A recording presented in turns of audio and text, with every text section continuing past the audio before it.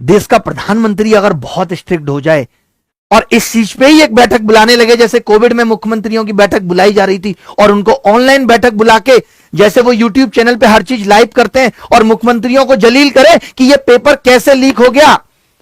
Paper leak in recent year 2019 में 9, 20 में 12, ये तो मेरे गिनने में एक आध गलती हो सकती है, ज्यादा हुए हो।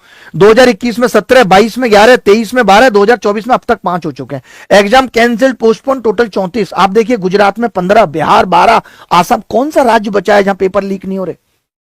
अरे आदिवासी इलाकों में पेपर लीक हो रहे हैं, और तो छोड़ दीजिए, यहां किसी का ध्यान नहीं है। मैं किसी एक सरकार की बात नहीं कर रहा हूं, अलग अलग राज्यों में अलग अलग सरकारें हैं, बट किसी का इस चीज पर फोकस नहीं है।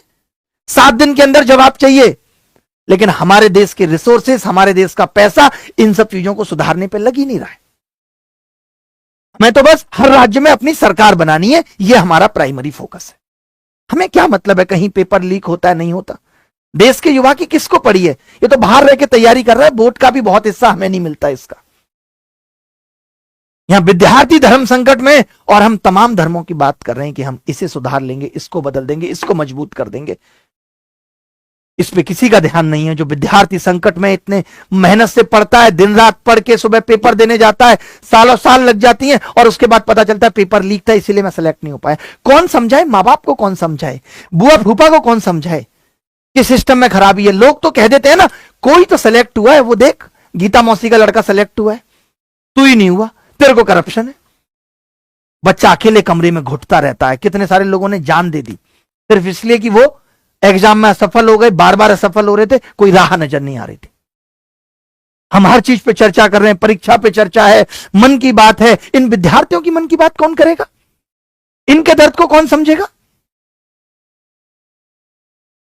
आपने तो 12-12, 13-13 कैमरे लगा के अपनी शक्लें चमका ली, अपनी तारीफों के पुल बांध दिए, और यहां युवा कैसा राजा है भाई, जिसके प्रजा इतनी दुखी हो और उसको फर्क ही नहीं पड़ रहा, वो अपनी मटर गश्ती में मस्त है।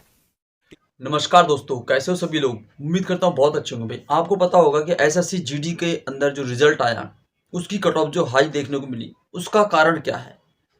एसएससी सीजीएल का रिजल्ट आया, उसमें बहुत सारे बच्चों को एक ही रोल नंबर के साथ में लगातार शॉर्टलिस्ट किया गया, उसका कारण क्या रहा? तो ये सबका सब भाई स्कैम है। और एसएससी के अंदर बड़ा वाला स्कैम हो रहा है। जो बच्चे लगातार सालों से मेहनत कर रहे हैं, लगातार एक एक कमरे में बंद अपने आप को झोंक रहे हैं, उनका सिलेक्शन नहीं हो रहा है। और जो बच्चा टेक्स्ट बुक पे या फिर किसी भी टेस्ट प्लेटफॉर्म पे टेस्ट लगा रहा, वहाँ पे स्कोर नहीं है, उस बच्चे का सिलेक्शन है। तो भाई बड़ा वाला स्कैम हो रहा है। एसएससी के अंदर इस समय बहुत ही ज़्यादा फर्जीवाड़ा चल रहा है। आपको पता होना चाहिए कि लगातार बच्चों को हताश के अलावा कुछ भी हाथ नहीं लग रहा है। एक तो एसएससी जीडी का रिजल्ट इतना लेट, ऊपर से सबको एकदम चौंका दिया, कट ऑफ आसमान छू गई। बताओ, कट ऑफ का रेशो भाई 160/160 है। बट्टे बट्टे बट्टे कट ऑफ का रेशो है।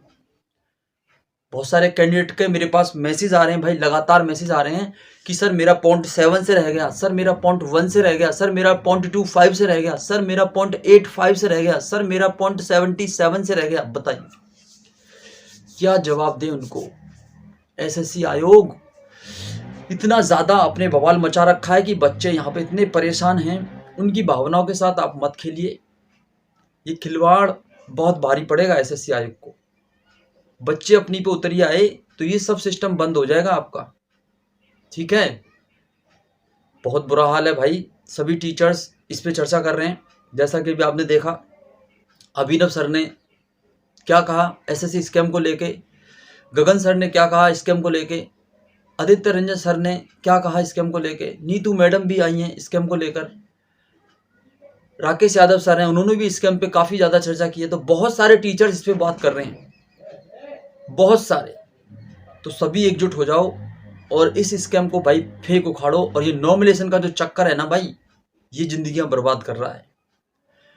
किसी किसी बच्चे के 22 नंबर जंप कर रहे हैं, किसी किसी बच्चे को 5 नंबर भी नॉमिनेशन नहीं मिल रहा है। बताओ भाई ये क्या प्रोसेस है? बताइए। एक बच्चे का कमेंट आता अभी मॉर्निंग में मेरे पास कि सर मेरे फिजिकल कट ऑफ से 30 नंबर ज़्यादा थे, फिजिकल कट ऑफ से 30 नंबर ज़्यादा। अरे तो भाई आपने पीटी की कट ऑफ ही इतनी गैप पे क्यों लगाई, अगर आपको इतनी कट ऑफ बढ़ानी थी? भाई बहुत दर्द बच्चों को फील हो रहा है और बहुत ही दुखद घड़ी से बच्चे गुजर रहे हैं। तो इस पर चर्चा होना बहुत ज़रूरी है और एकजुट होना बहुत ज़रूरी है, ठीक है। तो बहुत सारे टीचर्स इस पर चर्चा कर रहे हैं और आप लोग देख सकते हो कि कितनी ज़्यादा दिक्कतें इसमें देखने को मिल रही हैं। और ये नॉमिनेशन का जो चक्कर है भाई बहुत ही ज़्यादा बच्चों को निराश कर रहा है और निराशा के अलावा बच्चों को कुछ हाथ नहीं लग रहा है। तो सभी साथ मिलकर इस अभियान का हिस्सा बने, ठीक है। अभी आपने देखा होगा नॉमिनेशन के ही बेस पे खान सर ने आवाज़ उठाई, आज उनकी हालत देखो आप। देखो भाई ये आयोग, ये सिस्टम सुधरने वाला नहीं है। आप लोगों को कदम उठाने पड़ेंगे, एक साथ होकर एकजुट होकर सामने आना पड़ेगा, ठीक है। बाकी जिन बच्चों का नहीं हुआ है, जो बच्चे 1-1, 2-2 नंबर से पॉइंट से रह गए भाई, उनके लिए बहुत दुख की बात है और बहुत ही दर्दनाक कहानी आप लोग की बन रही है।